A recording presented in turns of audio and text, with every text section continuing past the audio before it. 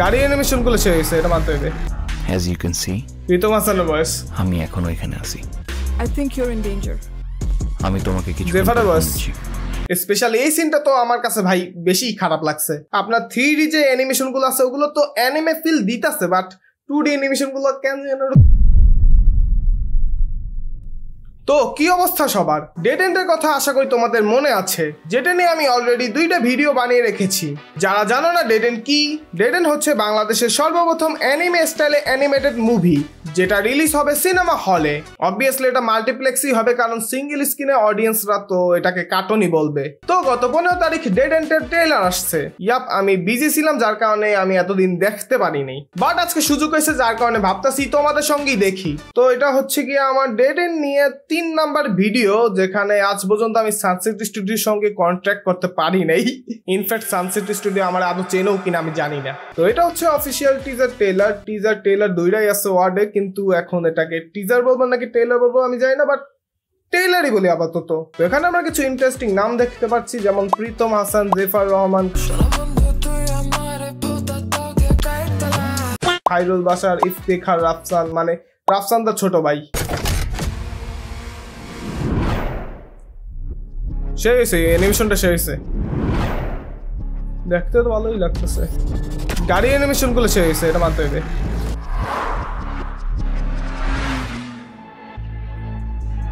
তো জেনকে এই রেসে জিততে দেওয়া যাবে না, খাইরুল বাশার আগে ওকে ফিনিশ করে দিতে হবে।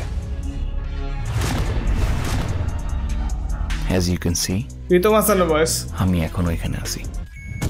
আগামীকালকে আমি দেখাই দেব তোদেরকে, পুরো শহর বুঝবে হক্সকেও হারানো যায়।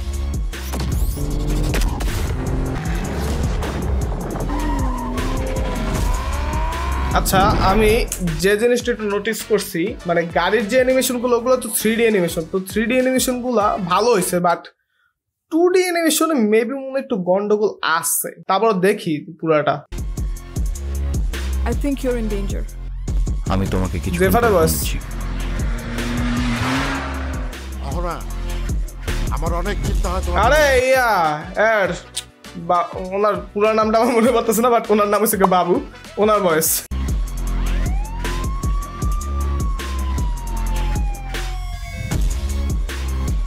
Looks like you don't talk much. আমি অহনা। হক্সকে কি এতই ভয় পাও? আমি তো এত ভয়ঙ্কর না।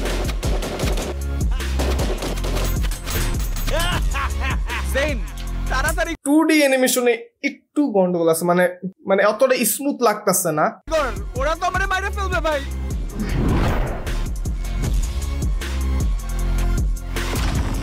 বাট এই যে গাড়ি অ্যানিমেশন গুলো এগুলো কিন্তু ভালো হয়েছে।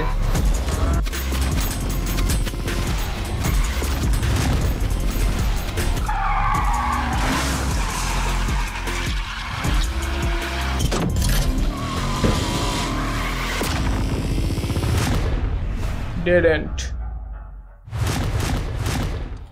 রিলিজ ডেট বিষয়ে কিছু বলে না, এখানে লেখা আছে #2025, মানে 2025-এর মধ্যেই এটা আসবে। তো এখানে আরো অনেক কাস্টের নাম আছে, দেখি শিশিরের নাম আছে কিনা। তো ওভারঅল দেখতে গেলে যে মানে 2D অ্যানিমেশনের প্রবলেম আছে, বাট 3D অ্যানিমেশনটা আমার কাছে জোস লাগছে। মানে ভালোই একটা স্মুথ একটা ফিল আসতেছে, কিন্তু 2D অ্যানিমেশনে ওটা আসতেছে না। যদি সানসেট স্টুডিও আমার এই ভিডিওটা দেখে থাকে তাহলে তাদেরকে আমি একটাই কথা বলতে চাই, 2D অ্যানিমেশনটাকে একটু ফিক্স করেন যদি অপশন থাকে। যদি না থাকে তাহলে তো কিছু করার নাই, বাট যদি ফিক্স করা অপশন থাকে তাহলে কইরেন। আর কাহিনী দেখে যা বুঝলাম যে জেন খান হক্সের বিরুদ্ধে লড়াই করবে, আর হক্স মেবি কোনো গ্যাংস্টার টাইপের কোনো গ্রুপ যারা ওই ইল্লিগাল রেসিং করে থাকে। তবে এটা হলে আসলে আমি মাস্ট দেখতে যাব, কারণ আমার দেখার মতো এটাই মনে হয় প্রথম বাংলাদেশি অ্যানিমেটেড ফিল্ম যেটা হলে আসতে যাচ্ছে। আর হ্যাঁ, সানসেট স্টুডিও যদি ফিক্স করা অপশন থাকে তাহলে কইরেন, কারণ আপনার 3D যে অ্যানিমেশন গুলো আছে ওগুলো তো অ্যানিমে ফিল দিতেছে, বাট 2D অ্যানিমেশন গুলো কেন যেন কার্টুনই লাগতেছে। স্পেশালি এই সিনটা তো আমার কাছে ভাই বেশি খারাপ লাগছে। আশা করি এই সমস্যাগুলো ফিক্স করবেন এবং ভালো কিছু ডেলিভার করবেন। তো আজকে আমি যাচ্ছি।